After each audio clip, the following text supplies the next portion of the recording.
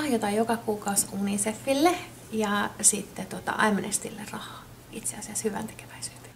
Mä oon lahjoittanut lasten vaatteita, puhtaita, siistiä ja ehjiä ja leluja ja kenkiä UFFin keräykseen.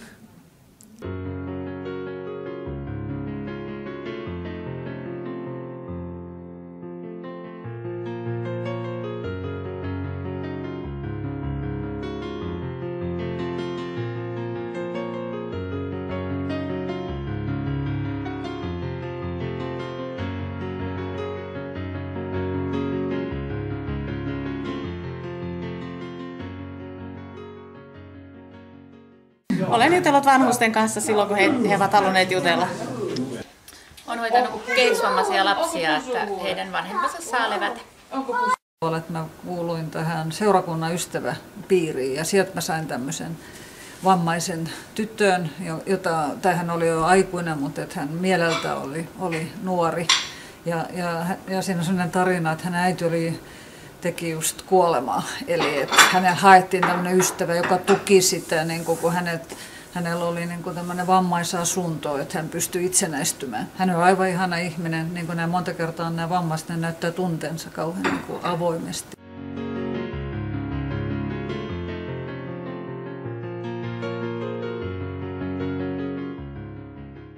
Olen auttanut äitiä siivoamaan. Olen auttanut äitiä tekemään ruokaa. Autoin kaveria koulutehtävissä. Lainannut työkaverille rahaa. Olen auttanut äitiä hoitamaan pikkusisaruksia. No siis tänään mä autoin työkaverina siten, että mä vedin hänen aamutuntinsa.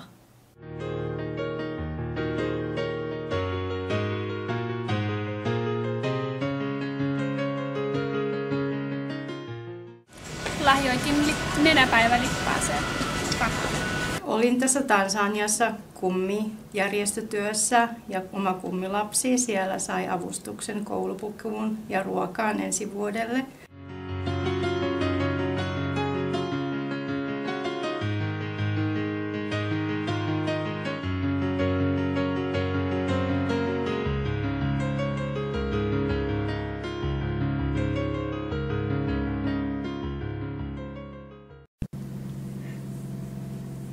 Silloin kun 1941 oli tämä hyökkäys Kannakselle, minä olin koulupoikana siellä yhden patterin laskijana. Ja nyt sitten kävi niin, että siellä ei oikein ollut varsinaisesti tykistökoulutuksen saaneita.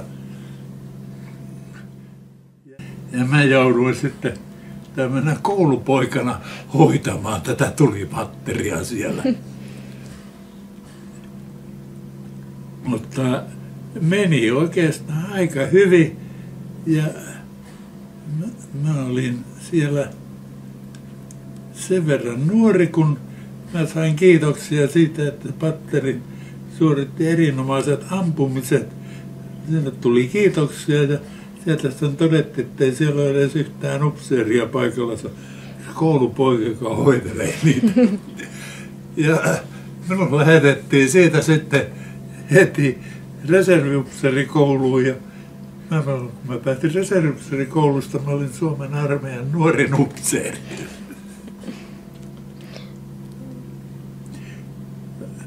Mutta kun mä olin tykkipatterissa, niin toimin siellä lähinnä, niin en mä sitten joutunut sen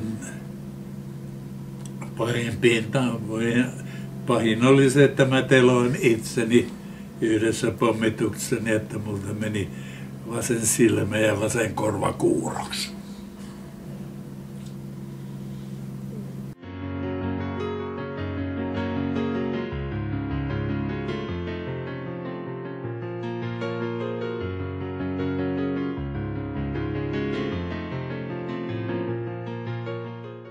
Mä oon pussannut Elveria.